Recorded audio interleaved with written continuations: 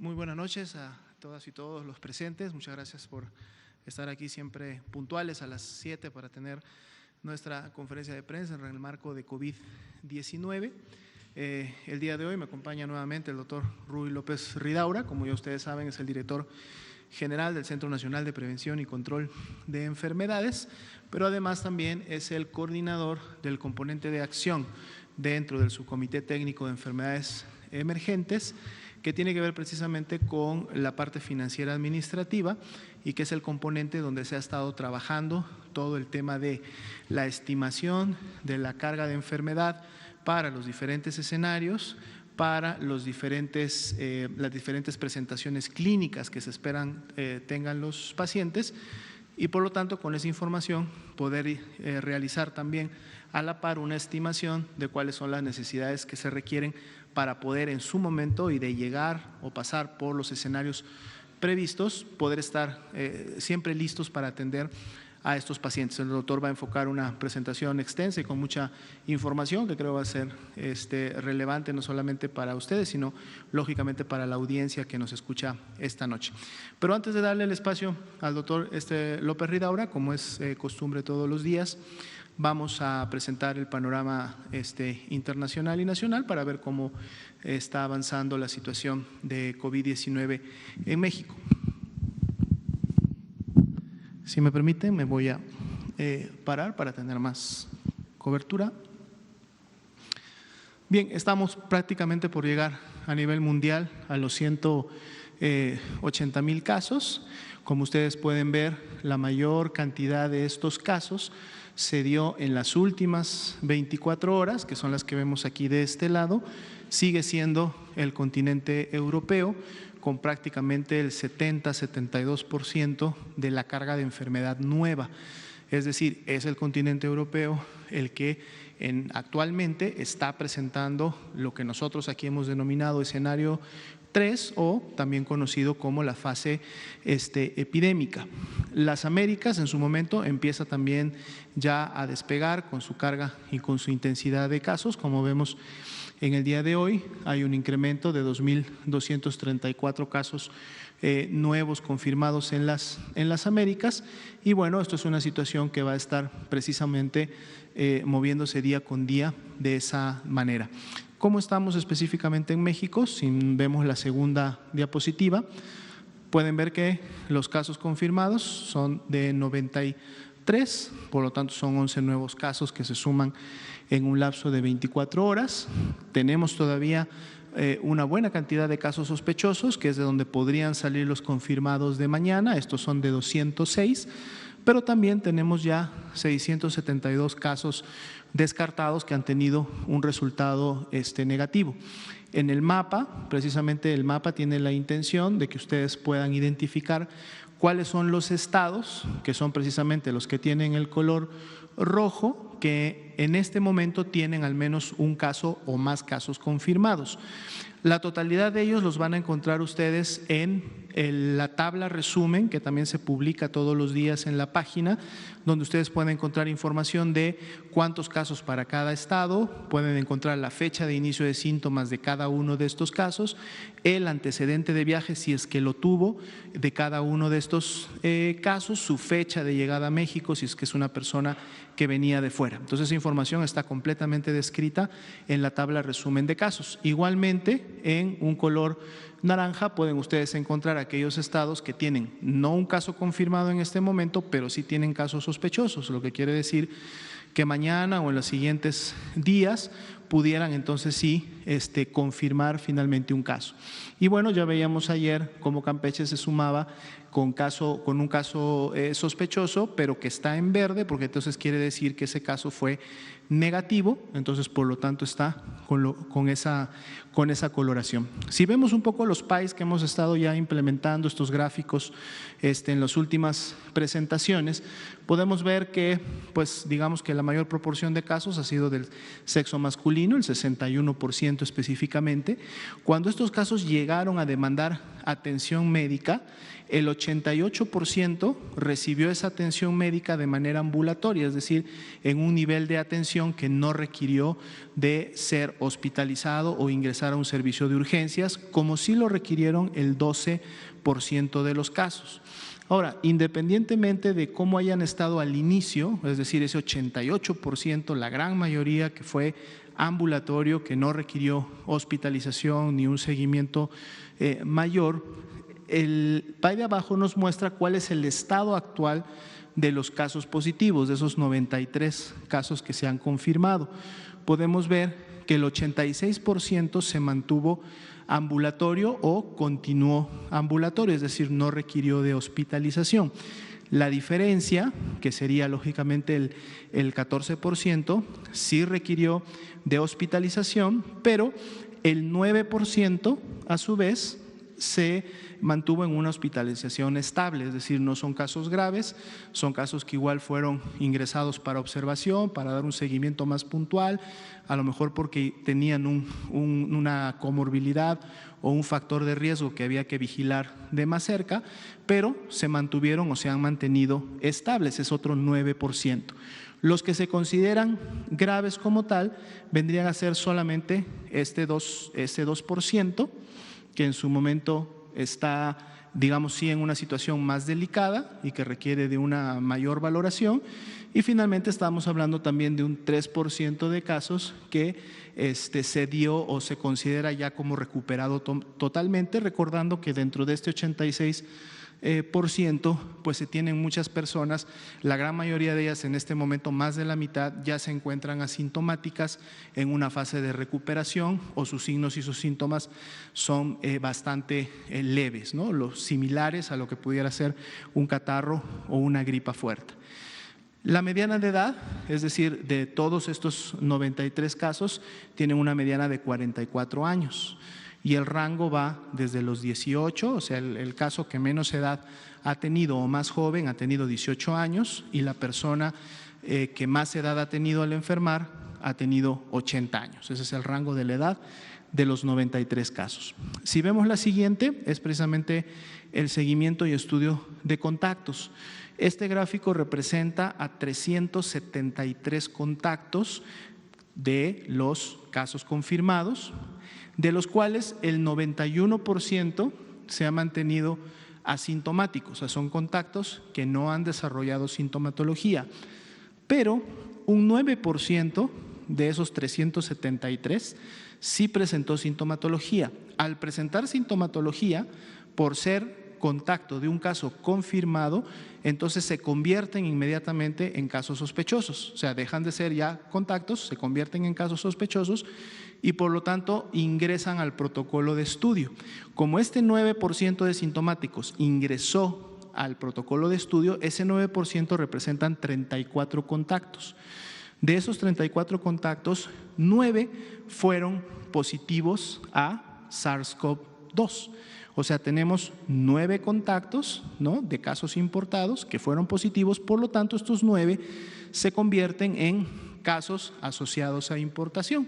Ya es esa transmisión en su momento que hay de un caso importado a una persona, a 9 personas que no habían viajado al extranjero, son 9 personas que estaban en el círculo de contactos de esos casos confirmados, que en el hoy son ya casos confirmados de COVID-19, pero a su vez son casos asociados a importación. Si recuerdan, en función de la definición de los escenarios, eso todavía se mantiene dentro de un escenario 1. Un escenario 1 es casos importados, casos asociados a importación, como estos 9 que tenemos aquí, y además brotes familiares, porque lógicamente estos 9 casos asociados a importación pueden estar en un momento determinado integrados en la familia o las personas más cercanas al caso importado.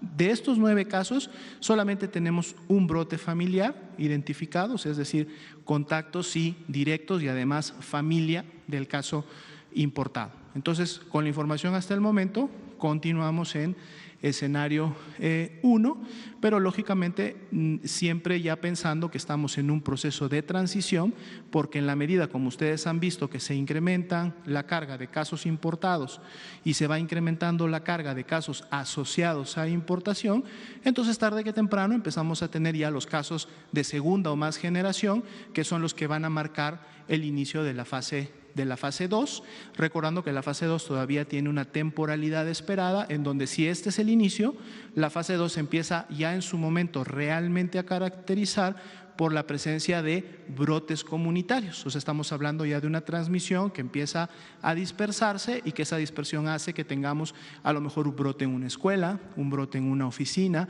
un brote en una iglesia, un brote en una colonia, y así a medida que va creciendo, pues bueno, estamos transitando el escenario 2 y paulatinamente podríamos llegar a un escenario 3. Ese sería el panorama para el día de hoy, y entonces ahora sí le cedería el tiempo al doctor Ruy López Ridaura para que nos comente ampliamente sobre lo que ha sido el trabajo de las últimas semanas en relación a la estimación de los insumos necesarios para atender esta epidemia. Muchas gracias, doctor José Luis Alomía. Buenas tardes. Pues voy a presentar un avance de lo que ya hace tal vez un par de semanas también mencioné como la estrategia general para la estimación y compra de los insumos. Esto es lo que hemos venido trabajando desde las últimas 3 o casi ya 4 semanas en el cálculo de esta demanda sectorial para su compra también centralizada. Si me pasa la siguiente, por favor. El objetivo, nosotros formamos un grupo de trabajo dentro del subcomité de enfermedades emergentes, un grupo de trabajo técnico-financiero que el objetivo principal es vincular lo que estamos recibiendo de los grupos de expertos clínicos que están alineando los diferentes insumos en los diferentes pasos de atención con los componentes financieros para lograr su compra financiera, su compra de manera central. Una parte importante de lo que empujamos desde un inicio es el poder definir una metodología común que todas las instituciones siguieran para que esta demanda sectorial estuviera armonizada con un protocolo específico. Y con esto ya tener en cuenta lo que pudiese comprar el sector. Estos fueron los pasos que seguimos. El primer paso fue estimar la necesidad, estimar la carga de la enfermedad por los diferentes niveles de gravedad, ambulatorio, hospitalizados y críticos. En un segundo momento, definición armónica de los insumos para cada uno de los procesos de atención.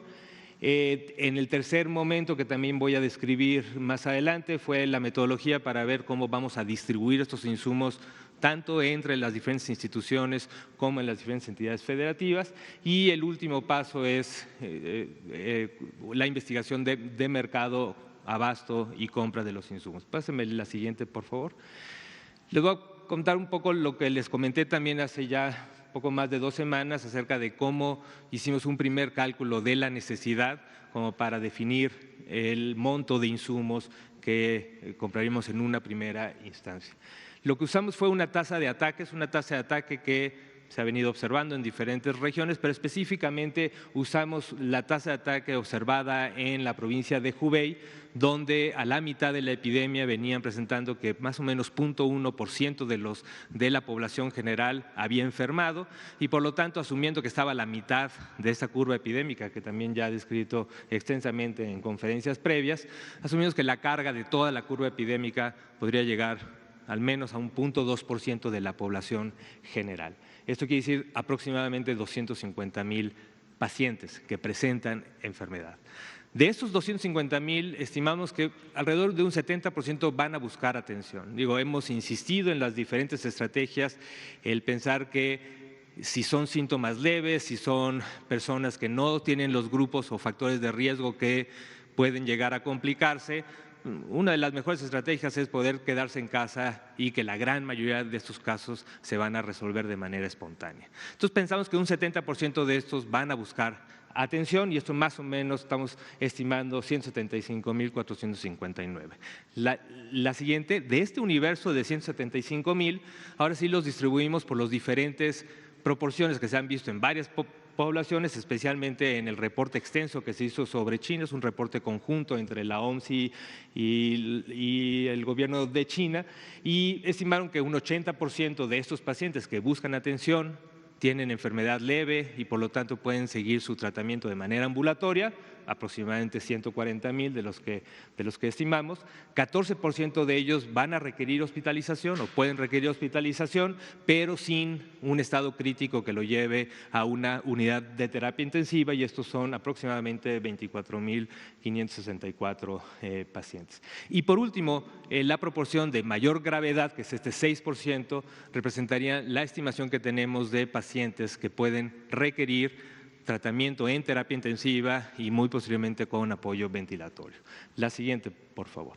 Una vez con esta demanda, también el siguiente paso fue el definir los insumos que tienen que ser calculados por paciente en gran mayoría de las ocasiones. En general, hicimos por los diferentes niveles de gravedad y lo que decimos, bueno, de los pacientes ambulatorios hay una serie de insumos, tanto de equipos de protección personal para los médicos que atienden a los pacientes, medicamentos y una serie de otros insumos también de higiene y de lavado de manos. En general, esto los calculamos por evento, dado que son ambulatorios, la gran mayoría van a requerir solamente un encuentro con el personal médico. Estos son insumos de protección personal y también insumos para la toma de muestra.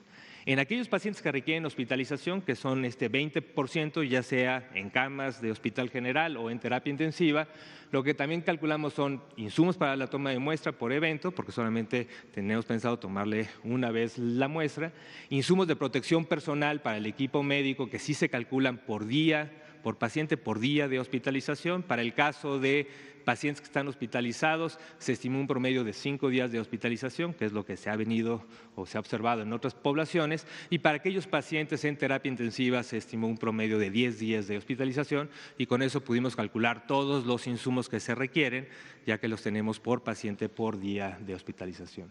También tenemos una serie de insumos que son medicamentos y muchos otros consumibles que se usan en la atención, consumibles que se usan en la terapia respiratoria, en la inhaloterapia, una serie de insumos necesarios para la atención. También estos lo calculamos por paciente, y como aquí no todos los pacientes van a requerir eso, pusimos además un porcentaje de pacientes que lo pueden llegar a necesitar. Y también tenemos una serie de equipamiento ya de terapia intensiva, especialmente monitores, ventiladores, que estos se calculan un poco pensando en esta reconversión hospitalaria de tener que incrementar las camas hospitalarias de terapia intensiva. También tenemos todos los insumos que se requieren para diagnóstico, y para el diagnóstico son todos los que se requieren en el INDRE, pero no solamente en el INDRE, sino en el resto de los laboratorios, tanto los laboratorios estatales de salud pública, que también ya se han descrito en varias ocasiones, como los laboratorios de apoyo para la vigilancia epidemiológica, que son varios laboratorios, especialmente o muchos de ellos en los institutos nacionales de salud, pero también en algunas instituciones de mayor nivel en el IMSS y en el ISSSTE. La siguiente, por favor. Solamente para recordarles, entonces lo que estamos tratando de calcular cuando hablo de estos 250,000 pacientes, lo que estamos pensando ya es en un escenario 3 con una dispersión epidémica, que es lo que se observaba en ese momento en la provincia de Hubei. Entonces, mucho de lo que estamos estimando es para este posible escenario 3. La siguiente, pero ahora vamos a ver cómo vamos a distribuir. Entonces, lo que hemos propuesto y se ha propuesto en el subcomité y ha sido aprobado por las instituciones es que tengamos asegurar que se cubra los escenarios 1 y 2. Mucho de la cobertura del escenario 1, bueno, todo el escenario 1 está cubierto con los insumos que actualmente se tienen en las diferentes instituciones, y muchas de las instituciones pueden, con los insumos que se tienen por las compras anuales, pueden cubrir perfectamente el escenario 2, pero de todo estamos calculando el distribuir 20% de la necesidad de cada estado o de cada institución en una primera distribución. También pensamos, para que tengan un soporte para un posible escenario 3 o donde se vaya presentando, el poder distribuir 40% de esta demanda del escenario 3, un 40% adicional, para que tengan lo suficiente para, en el caso de que tengan una dispersión epidémica en el estado, en la institución, tengan los insumos necesarios para la atención.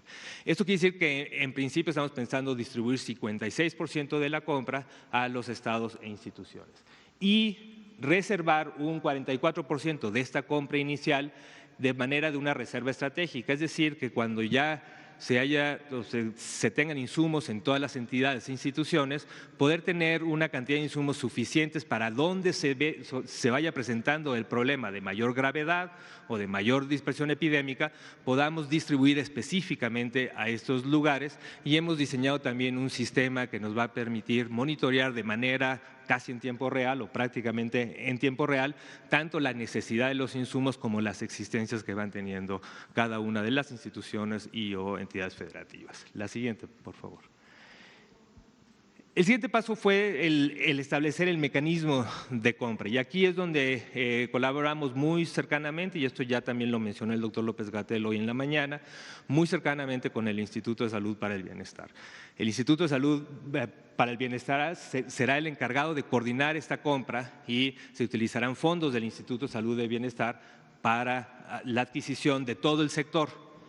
La idea es trabajar conjuntamente nosotros como grupo de trabajo de parte del Subcomité de Enfermedades Emergentes con ellos. Nosotros como equipo técnico definimos la lista de insumos, definimos esta metodología para calcular, y también hemos conformado un equipo de especialistas multiinstitucionales que van a revisar cada uno de los insumos para asegurar que sean de la calidad que se está definiendo en los lineamientos. Entonces, actualmente estamos recibiendo muestras de los diferentes proveedores, se revisan y solamente entrarían a la compra aquellos insumos que están evaluados de manera positiva por este grupo técnico.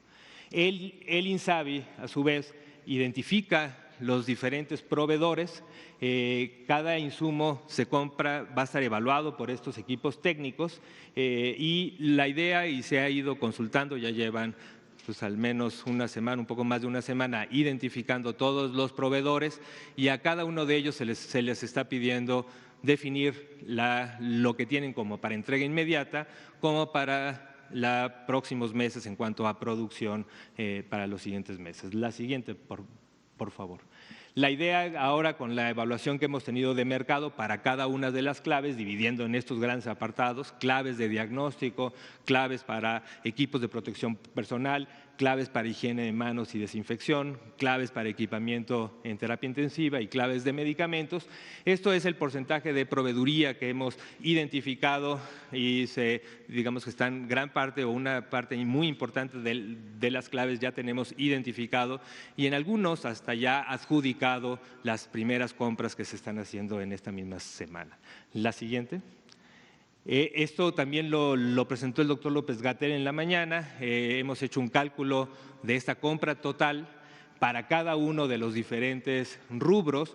Esta tabla lo que tiene son los diferentes rubros que se utilizan tanto para diagnóstico, para atención médica en los diferentes niveles, personal, equipos de protección personal, equipamiento de terapia intensiva, insumos para higiene de manos y desinfección, y cada uno con las diferentes claves o número de claves de insumos que pertenecen a cada grupo, y más o menos la estimación que tenemos con los precios de referencia que tenemos actuales de este monto, y el monto que tenemos estimado es de aproximadamente 3.500 millones de pesos. Entonces, esto es lo que tengo que reportar y estaré atento a cualquier pregunta.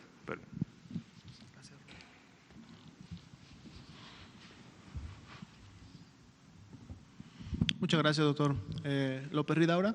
Vamos entonces a la parte de preguntas y respuestas. Vamos a empezar ahora de la parte de atrás y vamos a empezar a venir adelante. De todas maneras, todos los días vamos a tener oportunidad de contestar preguntas. Allá tenemos una mano y luego seguimos con el compañero. Gracias, Alejandro Alemán, de Medicina Digital, y es muy oportuno esta tabla que están presentando de los insumos que se van a requerir. La pregunta es si en el presupuesto del 2020 no estaban ya considerados parte de esos insumos. Y lo pregunto no de gratis. El día de hoy, en el Instituto Nacional de Enfermedades Respiratorias, hubo un movimiento de los trabajadores que pidieron, incluso sacaron al director del instituto, porque tienen formas de trabajo que uno nunca se imaginaría que hay, ¿no? No hay protocolos.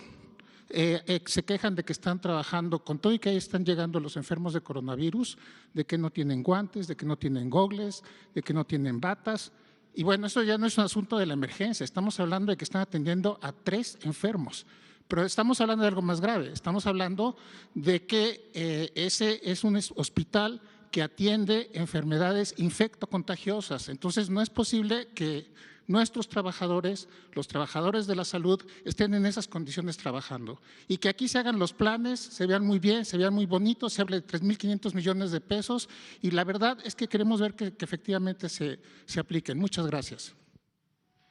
Sí, muchas gracias por la pregunta, creo que es muy importante y creo que lo importante es aclarar que sí, en efecto, gran parte de estos insumos son los mismos insumos que se utilizan para la atención y vigilancia de la estación de influenza. Y en principio todas las instituciones tuvieron compras, tanto el año pasado como en este año, para pues, gran parte de los insumos. Entonces, digo, esto es muy importante que se aclare y para, como usted menciona, para la cantidad de la carga que estamos teniendo en este escenario, en un escenario 1, con casos importados, claramente todos, y además hemos ido verificando con las instituciones, hospitales, acerca de lo que tienen en almacén, lo que tienen en bodega, y todos han reportado una suficiencia de equipo para esta pequeña parte inicial del escenario 1. Sin embargo, digo, reconocemos también en gran parte de la atención, uno de los aspectos que tal vez nos preocupaba más era la parte de la ventilación, de los ventiladores mecánicos, porque ahí sí está reconocido que tenemos un rezago histórico de ventiladores que se necesitan recuperar. El IMSS hizo una compra importante a finales del año pasado y muchos de los servicios estatales ya nos habían ido identificando la necesidad que tenían de ventiladores y también ya teníamos programado el fortalecimiento dentro del INSABI de los diferentes hospitales en los servicios estatales de salud, y eso es lo que estamos tratando de recuperar, esta brecha, pero tener los ventiladores suficientes que también posiblemente de manera estratégica podamos ir moviendo de acuerdo a la necesidad. Entonces, sí, digo, me enteré de este problema en el INER, pero digo, y hablando también con el director, tenemos entendido que sí hay los insumos, sí se necesitan más insumos. El INER es un punto crítico en el sentido de que muchas personas de la sociedad identifican al INER como si fuera el hospital encargado de atender. Ya hemos aclarado de que todos los hospitales tienen la capacidad para la atención, pero sí sabemos que el INER va a ser un hospital que va rápidamente tener mayor necesidad, y de esta compra que estamos teniendo esta semana, posiblemente mucho se vaya a los institutos y a los diferentes lugares donde en el día de hoy tenemos ya una demanda importante. Me gustaría solo complementar que el doctor Jorge Salas Hernández, el director general del INER, tuvo una reunión hoy día con las personas que en su momento llevaron las diferentes observaciones y ellos han integrado un plan, al que han denominado un plan de 25 pasos para poder empezar a atender y a resolver todas estas observaciones y en su momento las necesidades. De hecho, es un documento que yo creo que a través de las áreas de comunicación social se podrá tener acceso, en donde paso por paso, y la primera etapa viene con fecha de hoy, es decir, empiezan ya con los primeros pasos para poder caminar en la solución de cualquier problemática que en su momento pudiera haberse identificado, ¿no? ¿Habríamos concedido aquí? ¿Qué tal? Osvaldo Córdoba, de Contrarréplica. Una precisión nada más. Ahorita esta lista de insumos que nos está dando, ¿para qué tiempo estaríamos pensando? O sea, si es que llegáramos a la fase 3. Y la otra pregunta, seguimos sin necesitar, bueno, o el sector salud sigue sin necesitar los 25,000 millones de pesos que han ofrecido ahí en la Cámara de Diputados. ¿Cómo va ese asunto? Contesto la primera, como lo expliqué o traté de explicarlo, lo que estamos calculando es una primera estimación del escenario 3 en su conjunto, todo el escenario 3, con 250,000 potenciales casos. Si esto se modifica, si vemos que la curva es diferente en lo observado, tenemos que estar conscientes que estas estimaciones son dadas o son calculadas con la información que tenemos en el momento. Esto puede cambiar. Entonces, si vemos que hay una mayor carga, pues vamos a tener que comprar más insumos.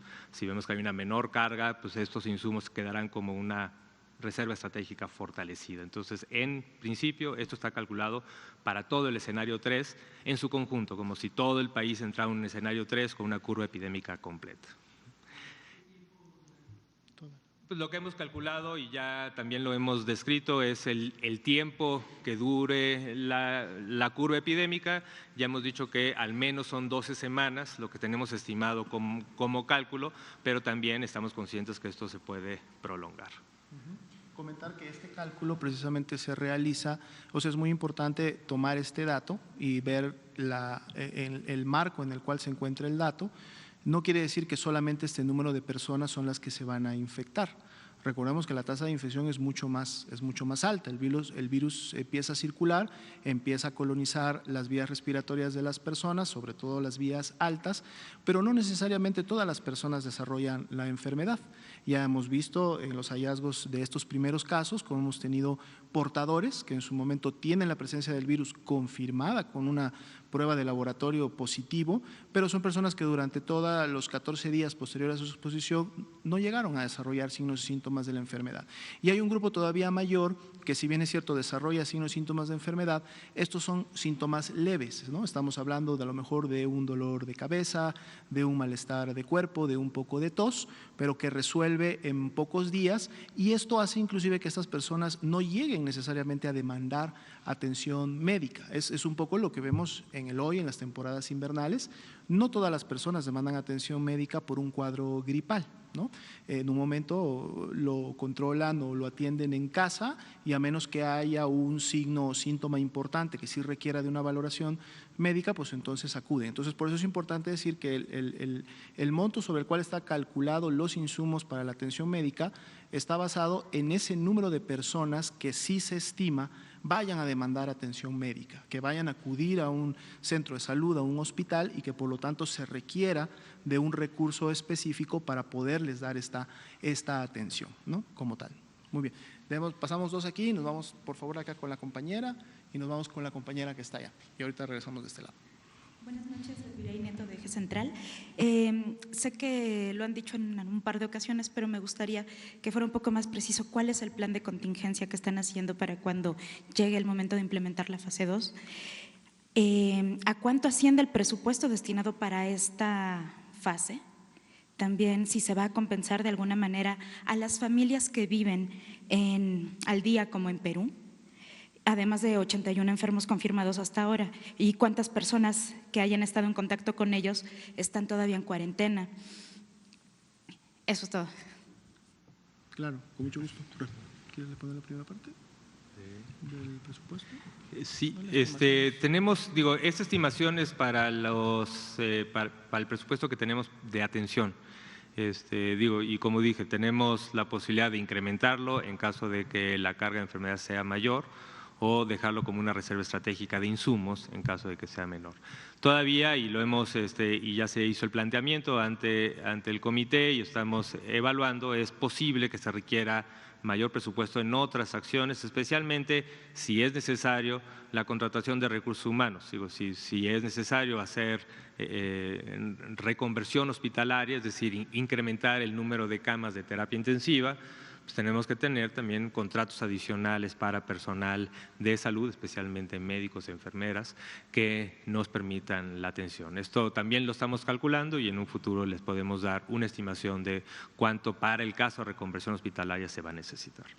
En relación a las personas que todavía estarían cumpliendo un resguardo domiciliario o estuvieran en una observación en el hospital, recordemos que nuestros primeros casos se presentaron o fueron confirmados el 28 de febrero, ¿no? Entonces, y estamos hoy día 17. Entonces, si nosotros restamos los 14 días que en su momento al menos tendrían que estar estas personas en resguardo, pues entonces todas las personas que hubieran enfermado antes del 3 de marzo, estarían ya en posibilidades o serían considerados ya de alta sanitaria. Sin embargo, las personas que enfermaron del 3 de marzo hacia atrás son pocas, representan básicamente el 12, el 15% de todos los casos, lo que quiere decir que prácticamente el 85, 87% de los casos confirmados todavía en este momento están terminando sus fases de resguardo, y si a esto le sumamos los contactos, estas 373 personas que se convirtieron en contactos, estos todavía tendrían más días hacia adelante, porque el contacto en su momento se identifica, no cuando se confirma el caso, se puede ir identificando en la medida que pasan los siguientes días y dentro de ese periodo de 14 días de resguardo como tal. Para identificar a portadores asintomáticos, ¿eso cómo lo están viendo? O sea, a quienes ya tuvieron el virus, pero de alguna manera pues ya les pasó la infección y que y están basados en anticuerpos y los que detectan también material genético, esos test que son obviamente sensibles, ¿cómo los están manejando, cómo los van a implementar o cómo los están implementando? Claro, en la actualidad, dado que son todavía pocos los casos confirmados, estaríamos hablando al día de hoy estos 93, se está teniendo todavía el insumo para poder realizar un test al final del periodo de 14 días.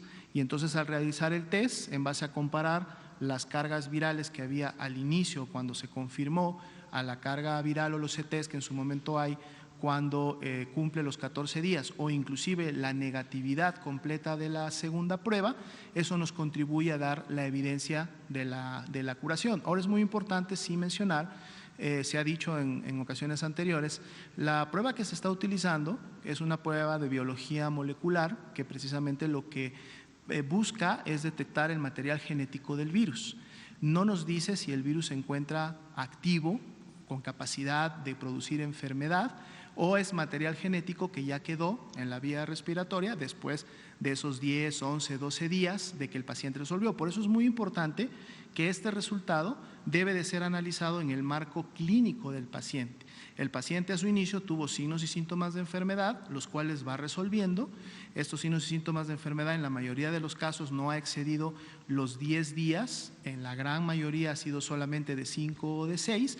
Por lo tanto, cuando se toman estas pruebas al final y van acompañadas de la ausencia de signos y síntomas de enfermedad, entonces la persona se puede considerar como curada. ¿Sí? Hemos concedido ya de este lado. Hola, quisiera preguntarle, este brote familiar que usted mencionó, ¿corresponde a estos 9 casos que fueron los contactos? Si me podría aclarar eso. Y la otra es, parte de las demandas hoy del personal médico del INER eran que no les habían informado ni siquiera un protocolo de cómo tratar a una persona en caso sospechoso y posteriormente a una persona que hubiera estado confirmada.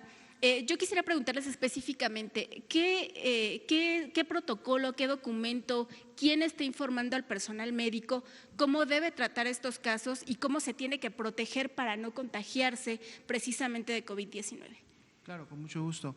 De hecho, comentábamos que de todos los contactos, de estos 373 contactos que han estado en seguimiento, 34 dieron positivos, 34 presentaron síntomas. O sea, son contactos que presentaron sintomatología, no se mantuvieron asintomáticos.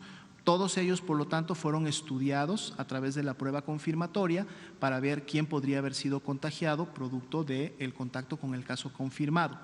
Entonces, 9 de ellos, 9 son los que dieron positivo a la prueba, o sea, se identificó la presencia de SARS-CoV-2 en el resultado. Por lo tanto, estos 9 se consideran como casos asociados a importación porque son contactos directos de esta importación. De esos 9, solamente 2 están, digamos, en un marco de lo que se podría considerar como un brote familiar. O sea, son 2 contactos familiares, en este caso, de un caso confirmado, por eso hablamos de un brote familiar. Los otros 7 casos asociados a importación son casos únicos para un caso confirmado que en su momento se detectó, ¿no? Y había una segunda pregunta.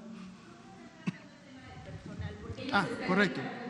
No hay un protocolo de cómo actuar, ni mucho menos de cómo protegerse. El protocolo, de hecho, está publicado desde mediados de febrero. Hay 2 protocolos, o 2 lineamientos en este caso, pero uno que es sumamente específico para el tema de prevención de infecciones, o sea que tiene todos los mecanismos y tiene todas las herramientas identificadas en el lineamiento para poder evitar este contagio.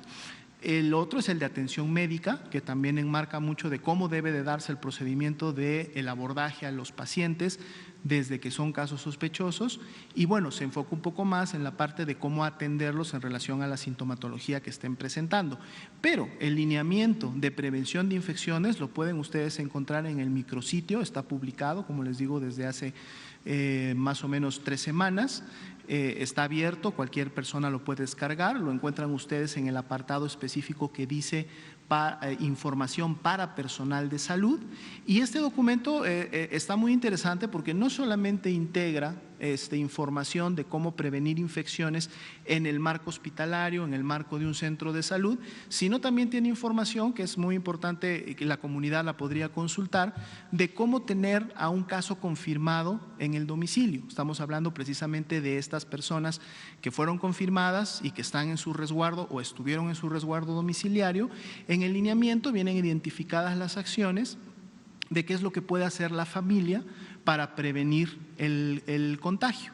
Lógicamente, no basta con solamente publicar un lineamiento, es importante tenerlo porque en él vamos a encontrar las referencias y vamos a encontrar la referencia nacional de lo que todos podemos hacer para prevenir infecciones en los diferentes entornos en los cuales nos encontramos. Pero entonces, para efectos del personal de salud, si recuerdan también el doctor Gustavo Reyes Terán, que tiene a su cargo el componente de atención médica y de investigación científica, ellos estuvieron organizando capacitaciones para capacitadores que en su momento pudieran replicar, es decir, tomar este lineamiento nacional, tomar este marco de referencia y con él proceder a capacitar al personal.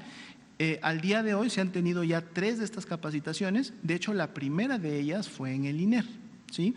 Ok, en su momento hay que asegurarnos de que los capacitadores que se han ahora sí que capacitado en estos eventos, pues entonces sí empiecen de manera oportuna y con calidad a replicar la información y a asegurarse de que los diferentes trabajadores de la salud en su momento están teniendo la información, y muy importante también en su momento tener el aseguramiento de los insumos necesarios para que ellos puedan entonces acatar el lineamiento como es. El lineamiento es público y, como digo, lo pueden descargar de la página del micrositio donde tenemos toda la información. Pasamos a 2 preguntas ahora de este lado, al compañero y la compañera aquí del medio. Y ahorita venimos para acá otra vez.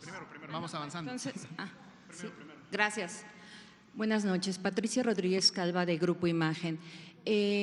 Primero, de los 93 casos que hoy hay confirmados, ¿qué número existen graves? Segundo tema, en el escenario 3, donde se está planteando pacientes potenciales, 250,000 alrededor, ¿qué número de ventiladores se necesitan para atender? Digo, no todos van a estar conectados, pero ¿qué número se tendría que necesitar? ¿Qué número de camas de terapia intensiva y si ya se tienen físicamente en estos momentos o se esperará hasta el escenario 3 para tener todo la infraestructura? Y por último, se habla de que las mujeres embarazadas entran en grupo de riesgo. Puntualmente, si una mujer embarazada presenta los síntomas de coronavirus, ¿afecta al bebé? Y 2, ¿puede amamantarlo teniendo estos síntomas? ¿Y cuáles serían los cuidados que se tendrían que tener? Gracias.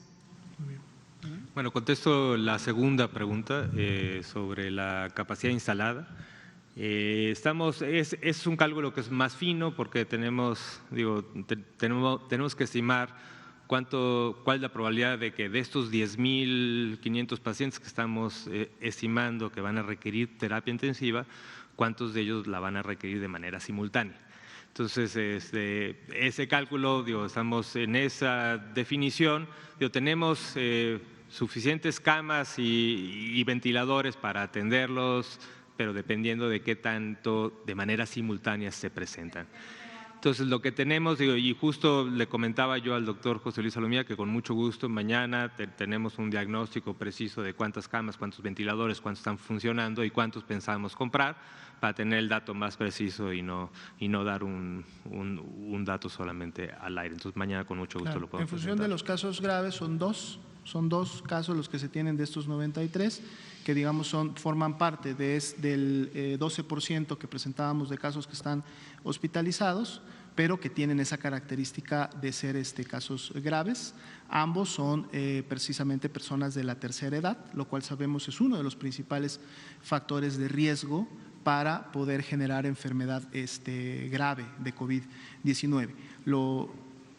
¿Perdón? Bueno, no tenemos ese dato específicamente y en su momento también, como ya se ha comentado, no queremos llegar a una especificidad en relación a los casos que en su momento permita identificarlos. Por eso no estamos dando nombre de hospitales ni de unidades médicas, ni mayor información que pueda generar alguna conjetura y en su momento identificar una persona. Hay que ser muy cuidadosos con resguardar la confidencialidad de los pacientes, ¿no? Ya habíamos concedido la palabra a este lado. Mujeres embarazadas, de la información que hasta el momento ha presentado el componente de atención médica, pero sobre todo el de investigación científica a cargo del doctor Reyes Terán, lógicamente la información que hasta el momento se tiene ya más validada es la que se ha estado obteniendo de publicaciones de Asia, sobre todo de China. Están empezando a salir algunos artículos de, lógicamente, el área europea, pero hasta el momento no hay datos de transmisión vertical.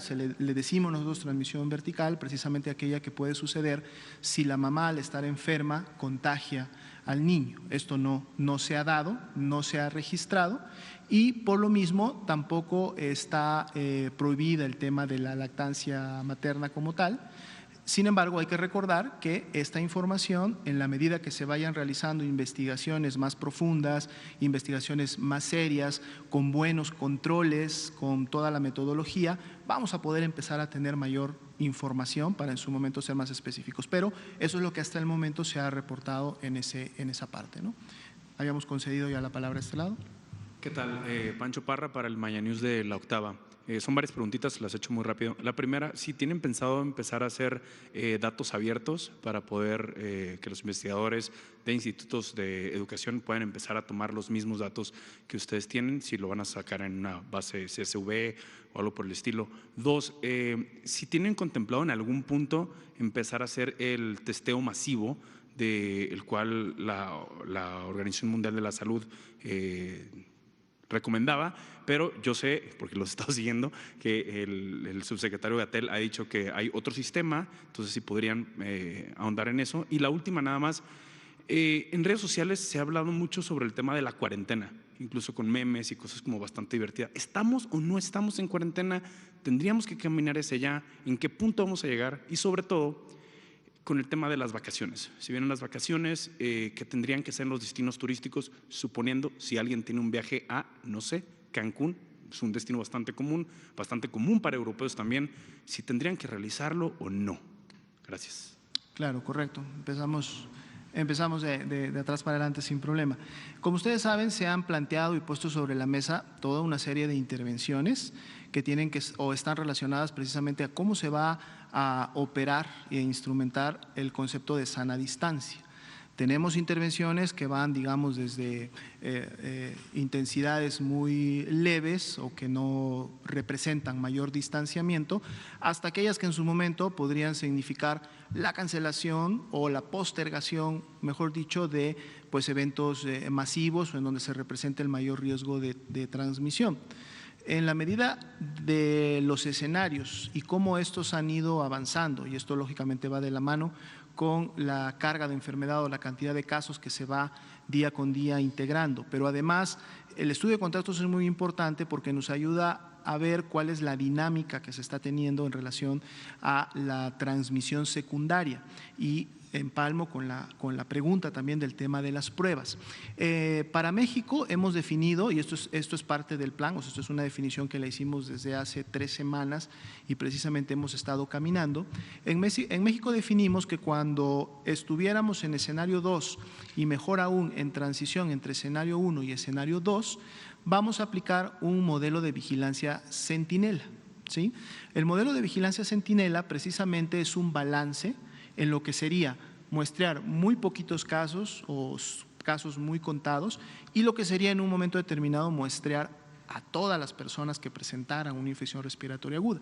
Creo que se ha explicado muchas veces por qué no es útil ni necesario tener que muestrear a todos, además que eso lleva a cuestas una gran carga financiera, pero realmente no se requiere muestrear a todas las personas para conocer cuál es el perfil clínico de la enfermedad, saber por dónde está circulando en un momento el virus, qué tan intensa o no es la transmisión comunitaria, que reitero son datos muy importantes porque van de la mano a cómo se van a llevar a cabo las medidas de intervención de sana distancia.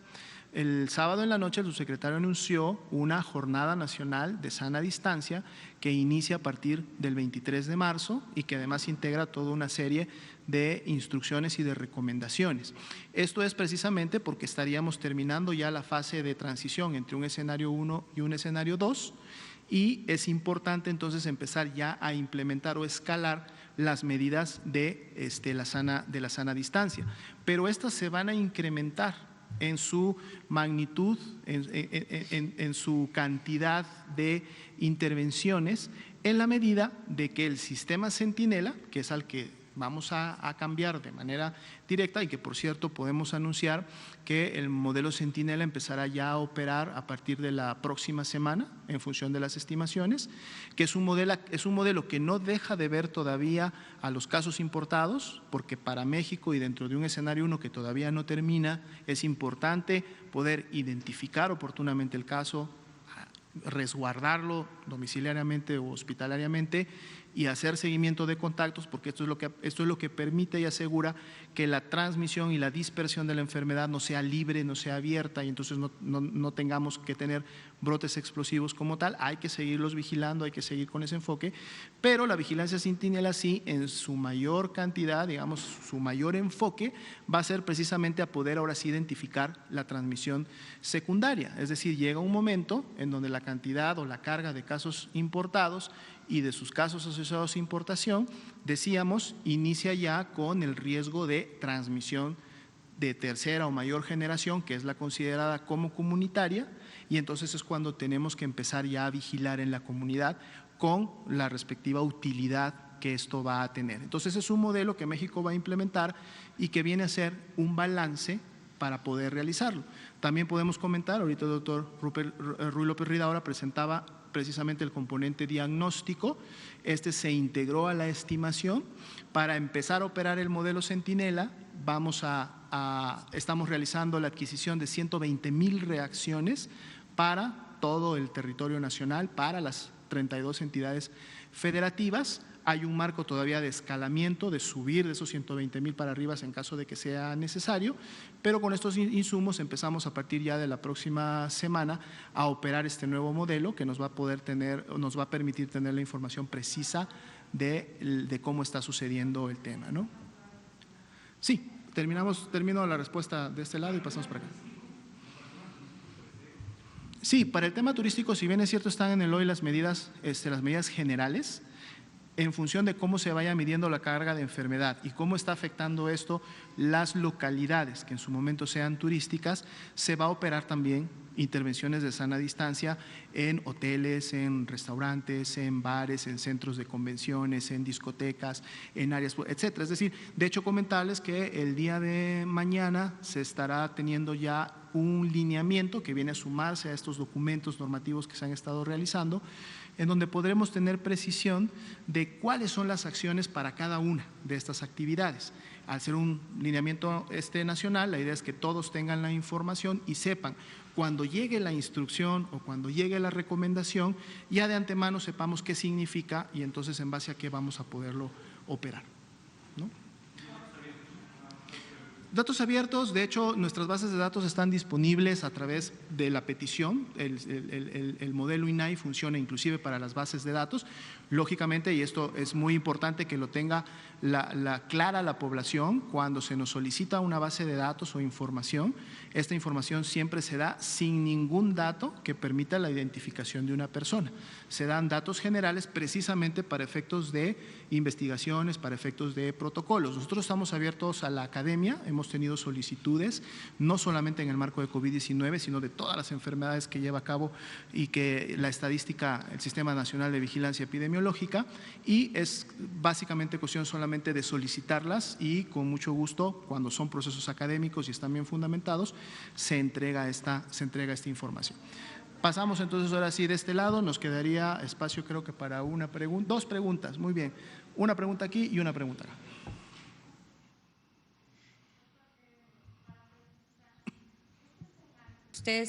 Soy Blanca Valadez, reportera de Grupo Milenio.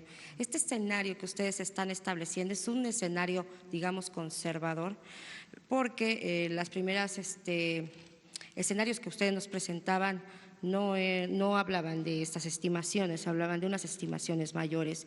Entonces, quiero que nos aclaren exactamente si este escenario es muy conservador. También que nos aclaren si las evidencias científicas hablan de que por cada una persona que se identifica, 10 no se diagnostican, y también de las personas que después de que son aparentemente curadas, presentan lesiones pulmonares.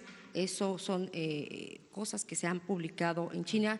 Y por último, si nos pueden comentar de la reunión o la videoconferencia, la llamada que tuvieron los secretarios de Salud de México, Estados Unidos y la ministra de Canadá. Gracias.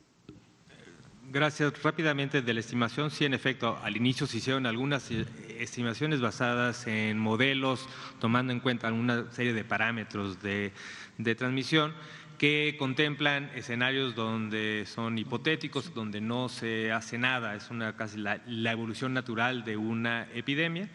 Y también en muchos de estos modelos, y por eso a veces las cifras han estado variando en órdenes de magnitud, toman en cuenta casos asintomáticos. Entonces, aquí estamos tratando, como es para el cálculo de insumos, nos estamos fijando en los casos que van a demandar atención. Entonces, por eso pueden ser un poco diferentes, y también estos datos tienen con base en lo observado hasta ahora. Como dije, si puede ser conservador, tampoco quiero definir que es una estimación conservadora, vamos a decir que es una primera estimación, pero todavía tenemos la posibilidad de incrementar la compra de insumos conforme vayamos viendo la evolución de la epidemia, ¿no?